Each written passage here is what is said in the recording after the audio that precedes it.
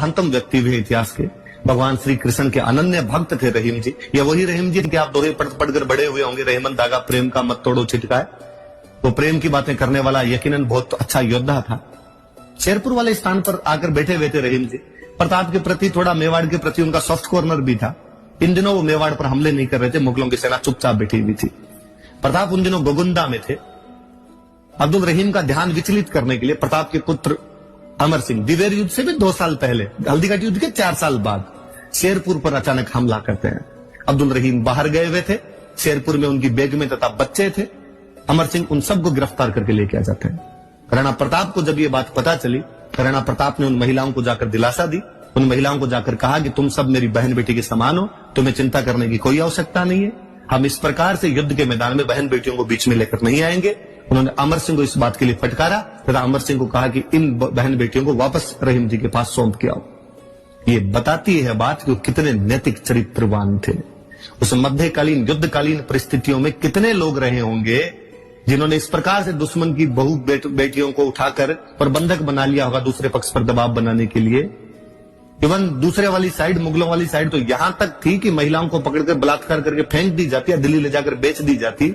उस समय में एक राजा दुश्मन की बहन बेटियों के साथ भी अपनी बहन बेटियों जैसा बर्ताव करता है। कालांतर में हम देखते हैं कि शिवाजी महाराज ठीक ऐसा ही दक्षिण भारत के अंदर करते हैं। तब हमें लगता है कि वो सुसोदिया खून दोनों तरफ एक जैसा उबाल मार रहा था। कहते हैं रहीम जी के पास में जब वो बेग में वापस गई, उन्हें रहीम जी की आंखों में आंसू आ गए और रहीम जी ने कहा था कि वाह राणा प्रताप, दुश्मन मिले तो भी ऐसा मिले जो दुश्मन की बहन बेटियों को भी अपनी बहन बेटियां मानता हो।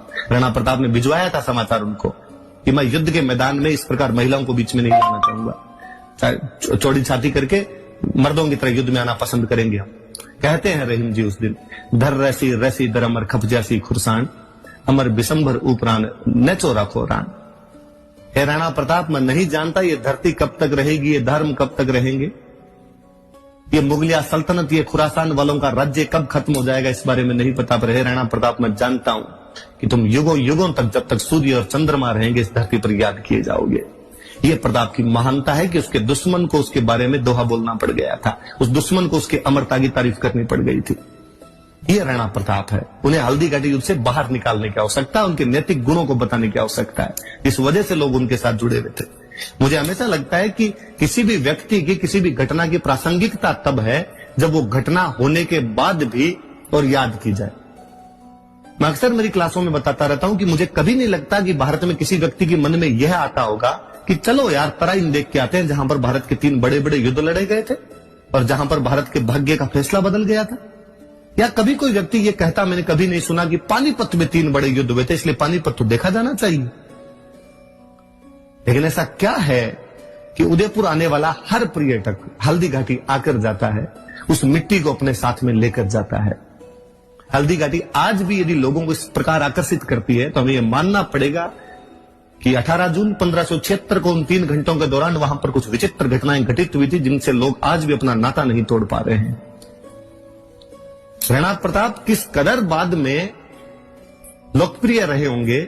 मैं हमेशा कहता हूं कि भारत में राष्ट्रवाद की लहर बंगाल से शुरू हुई थी।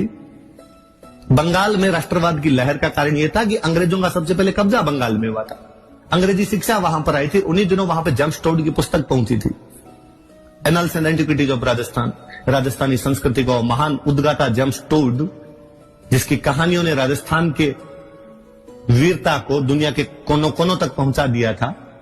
ये कहानियां जब बंगाल में पहुंची तो बंगाल के लोगों को लगा कि जब मेवाड़ के लोग सीमित संसाधनों के बावजूद मुगलिया सल्तनत के खिलाफ लड़ सकते हैं तो हम अंग्रेजों के खिलाफ क्यों नहीं लड़ सकते।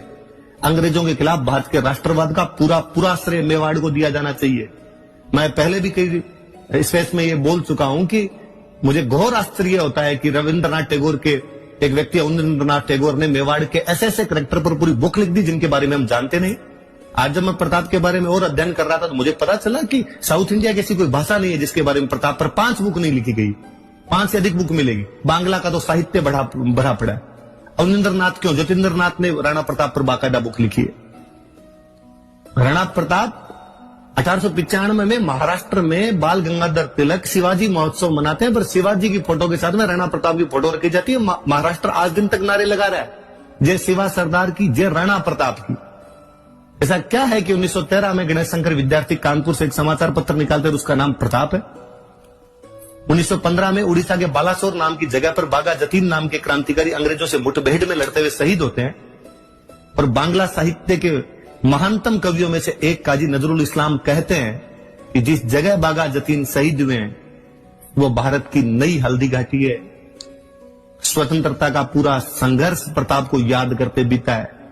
आज की राजनीतिक घटनाएं कितनी भी किसी भी तरफ विचारधाराएं प्रताप को किसी भी कोने में ले जाकर खड़ा करती हो, लेकिन 47 से पहले का इतिहास आप देखोगे अंग्रेजों के खिलाफ तो राणा प्रताप ही वह व्यक्ति है जो भगत सिंह, चंद्रशेखर, राजगुरु, बंगाल के क्रांतिकारियों, बाल गंगाधर तिलक, उससे पहले महाराज शिवाजी, इन सब के लिए प्रेरणा स्रोत का काम कर रहे हैं।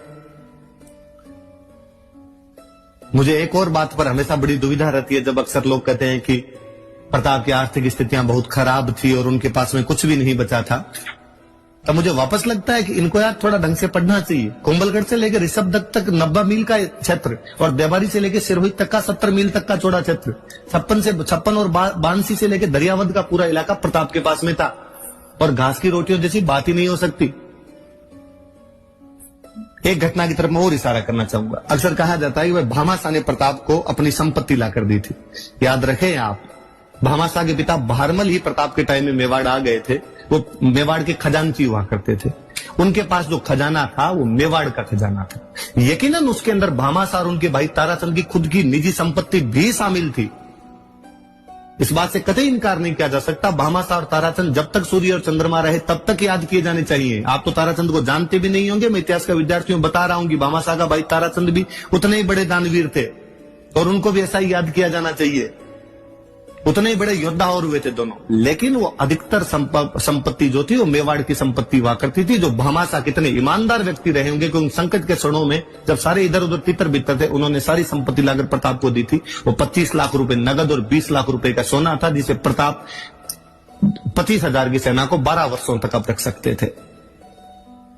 क्योंकि भामाशाह का बात का एक वर्णन हमें और मिलता है कि भामाशाह मृत्यु से ठीक एक दिन पहले अपनी पत्नी को कहते हैं कि एक बही देकर जा रहा हूं, इसमें मेवाड़ का हिसाब है। राणा जी के संकट के क्षणों में राणा जी के पास में हिसाब पहुंचा देना उस व्यक्ति की ईमानदारी को और बताता है। ताराचंद भामाशाह के छोटे भाई थे, जिनके अनुरोध पर सादड़ी में हेमरतन सूरी ने गोरा बादल पद्मिनी चौपई नामक पुस्तक लिखी थी। पद्मावत मूवी आई थी, तब खूब सारे लोगों ने कहा था कि पद्मावत मलिक मोहम्मद जायसी के उपन्यास पर आधारित है, वरना पद्मिनी जैसी कोई घटना हुई नहीं, इस प्रकार की कोई रानी नहीं थी। उन लोगों को पढ़ लेनी चाहिए हेमरतन सूरी की गोरा बादल पद्मिनी चौपई। उस समय वो भी लिखी गई है, इसलिए पद्मिनी मिथक नहीं है, वो इतिहास है, वो सत्य है।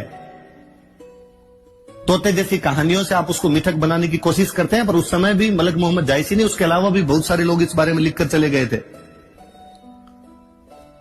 प्रताप को अक्सर इस युद्धों से बाहर निकालने के लिए मैं हमेशा एक बात और कहता हूं कि कभी उनके कलात्मक स्वरूप की तरफ तो ध्यान दिया जाए।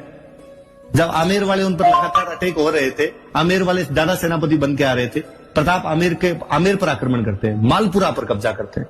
मालपुरा का झालरा का तालाब और नीलकंठ महादेव का मंदिर आज भी प्रताप का साक्षी है कि इसका निर्माण प्रताप ने करवाया था। शांति काल में बनी हुई उनकी चावंड की राजधानी के महल, चामुंडा माता का मंदिर और वहां की बावड़ियां, जावर माता के मंदिर का पुनर्निर्माण, ये सब बताता है कि प्रताप ने कलात्मक गतिविधियों में भी कोई कमी नहीं रखी थी। भारत की सबसे अच्छी चित्रकला राजस्थान है, राजस्थान की सबसे अच्छी चित्रकला मेवाड़ है, मेवाड़ की चित्रकला की शुरुआत चावंड से होती है और चावंड की चित्रकला की शुरुआत प्रताप के समय में भी है। प्रताप भारत की महानतम चित्रकला को शुरू करने वाले हैं और उनका मुख्य चित्रकार नासिरुद्दीन था। मुझे लगता है यार इन घाटी वाला षड्यंत्र इसी वजह से रचा है कि प्रताप की कला संस्कृति वाले पक्ष को लाया नहीं जाए। क्योंकि यदि हल्दी घाटी से प्रताप को बाहर निकालोगे तो आपको कहना पड़ेगा कि प्रताप कला संस्कृति के संरक्षक थे, और ये बताओगे तो बताना पड़ेगा कि मेवाड़ की चित्रकला उनके समय में शुरू हुई, ये बताओगे तो ये भी बताना पड़ेगा कि नासिरुद्दीन उनका मुख्य चित्रकार था। और अगली लाइन आपको जबरदस्ती लिखनी पड़ेगी कि सिद्ध करता है कि प्रताप धर्मनिरपेक्ष थे। पर चूंकि इतिहासकारों को धर्मनिरपेक्षता एक ही पक्ष की सिद्ध करनी थी, क्या विडंबना रही है भारत की कि यूपीएससी में सवाल पूछा गया कि अकबर बादशाह भारत को एक करना चाहता था, राणा प्रताप गद्दार था जो उसके अंदर रोड़ा बना हुआ था। उसके बावजूद देखिए कि 70 साल के तमाम कथित तथा कथित षड्यंत्रों के बावजूद प्रताप को यदि जनता के दिमाग से नहीं निकाल पाए हैं, इसका मतलब है कि वह व्यक्ति इतिहास का मोहताज नहीं है। उस व्यक्ति के ऐसे कार्य रहे हैं कि युगों युगों तक उस व्यक्ति को बिना इतिहास के भी याद किया जाएगा। कहते हैं कि हल्दीघाटी युद्ध से ठीक एक दिन पहले मान सिंह जी शिकार करने के लिए अपने गिने चुने सैनिकों के साथ गए थे। लोगों ने कहा प्रताप को कि मान सिंह अकेले आज इन पर आक्रमण करके मार लिया जाए। प्रताप कहते क्षत्रिय का धर्म नहीं है अकेले पर क्या वार करना, करेंगे युद्ध के मैदान में ढंग से लड़े। एक बात की तरफ और इशारा करना चाहूंगा। प्रताप के दरबार में एक लेखक हुए थे चक्रपाणी मिश्र। चक्रपाणी मिश्र की 3 किताबें हैं, राज्याभिषेक, मुहूर्तमाला और विश्व वल्लभ। मैं ज्यादा डिटेलिंग में नहीं जाऊंगा, आपको बोर नहीं करूंगा। मैं इसमें एक किताब का वर्णन करना चाहूंगा, विश्व वल्लभ। विश्व वल्लभ नाम की जो किताब है ये एग्रीकल्चर साइंस की बुक है। वास्तुकला और एग्रीकल्चर साइंस के बारे में बताती है कि बावड़ियों वगैरह का निर्माण कैसे करवाया गया, खेती कैसे की जानी चाहिए, और खेती में भी स्पेशली हॉर्टिकल्चर। ऐसा कहा जाता है कि ये बुक प्रताप के कहने पर चक्रपाणी मिश्र द्वारा लिखी गई थी। इस बुक को जब आप पढ़ेंगे तो लगेगा, हैरानी होती है कि वह व्यक्ति जो इतिहास के महानतम योद्धा के रूप में याद किया जाता है, इन बातों की कितनी सटीक, गूढ़ और गहरी जानकारियां रखता था कि कौन से फल कब उगाए जाने चाहिए, कौन सी फसल कब उगाई जानी चाहिए, उन्हें कौन सी ऋतु के अंदर पानी दिया जाना चाहिए, उनकी कब कटाई की जानी चाहिए, उनमें कौन से कीट लग सकते हैं, उनमें कौन सी दवाई दी जानी चाहिए। विश्व वल्लभ नाम की वो किताब प्रताप के एक अलग पहलू की तरफ इशारा कर जाती है। प्रताप द्वारा उन दिनों खूब सारी बावड़ियों का निर्माण करवाया गया, क्योंकि पानी की आवश्यकता है। आप अलग अलग जगह जब राजधानियां बनाओगे, उन सभी बावड़ियों के वास्तुकला की तमाम जानकारियां उस विश्व वल्लभ में है। एक और किताब जिसका मैं जिक्र कर रहा था, राज्याभिषेक। प्रताप कितने अनुशासन प्रिय रहे होंगे कि जब उनका राजतिलक हुआ था तो उस राजतिलक के अंदर उनको यह एहसास हुआ कि राज्याभिषेक के बारे में ज्यादातर लोगों को जानकारियां नहीं है कि कौन सी विधियों का पालन किया जाना चाहिए। अतः उन्होंने फिर चक्रपाणी मिश्र को कहकर राज्याभिषेक लिखवाई। यह किताब इतनी पॉपुलर हुई थी कि कालांतर में भारत में जहां कहीं राज्याभिषेक किए जाते थे वहां पर राणा प्रताप के समय लिखी गई चक्रपाणी मिश्र की उस पुस्तक को मंगवाया जाता था और उसके आधार पर राज्याभिषेक की विधियां तय की जाती थी। तो प्रताप न केवल वास्तुकला में, न केवल योद्धा, न केवल चित्रकला, बल्कि ये कुछ अलग बातें जिनके बारे में आज भी मतलब सिंपली किसी बंदे को मेरे से किसी दूसरे से पूछ ले कि हॉबी क्या है, तो हमारी खूब सारी हॉबी हो सकती है, पर एग्रीकल्चर साइंस जैसी बातें, आर्किटेक्चर जैसी बातों में तो हॉबी आज भी नहीं हो पा रही, पर उस समय उनकी हॉबी हुआ करती थी। प्रताप मुझे इसलिए और लगते हैं कि वो राष्ट्र पुरुष है हमारे, जैसा कि